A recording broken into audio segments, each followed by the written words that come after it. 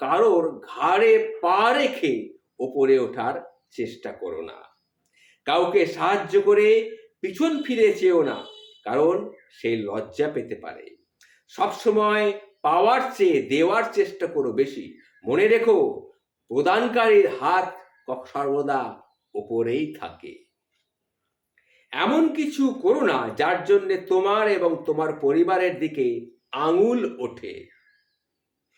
ছেলে বা মেয়ে হয়ে জন্ম নিয়েছো, তাই দায়িত্ব কিন্তু কখনো তাই বলে এড়িয়ে যেও না। আর কি করবে না, সবসময় এমন কিছু করো না যার জন্যে তোমার এবং তোমার পরিবারকে তোমার জন্যে ছোট হতে হয়।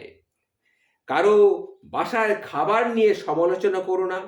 কেউ ইচ্ছে করে অস্বাদ তৈরি করবার চেষ্টা কিন্তু করে না। যার কথাই শুনে তুমি থাকো, তার কথাটা আগে যাচাই করবে, যাচাই করে তারপরে তুমি তোমার মতামতটা ব্যক্ত করবে। কথা শুনেই সঙ্গে সঙ্গে মতামত ব্যক্ত করলে তার বিপরীত ফলও কিন্তু হতে পারে। বড় হবার জন্য মানুষ হবার চেষ্টা করো, কিন্তু মানুষ হবার চেষ্টা করো, শুধু বড় হলেই হবে না। শ্বশুর কিংবা শাশুড়ি যাকে তুমি সামনে পাবে তাকে তুমি কিন্তু সম্মান দিও, জানবে সেও তোমার বাবা কিংবা মা। যতটুকু সম্মান তুমি তোমার বাবা মাকে দাও, তোমার শ্বশুর এবং শাশুড়িকেও ঠিক সেই রকম সম্মানই তাদেরকে দেবে। তাদের প্রতি এমন আচরণ কখনো করবে না যাতে তাদের মনে ব্যথা লাগে।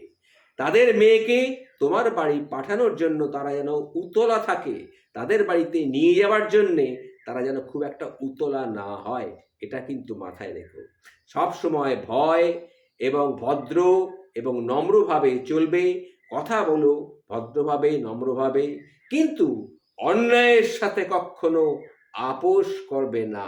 এটা আমি আমার অভিজ্ঞতা থেকে এই কথাগুলি বললাম, সবাই শুনলেন। যদি মনোপ্রত হয় পালন করার চেষ্টা করবেন, দেখবেন জীবনে সুখী হবেন। নমস্কার বন্ধু।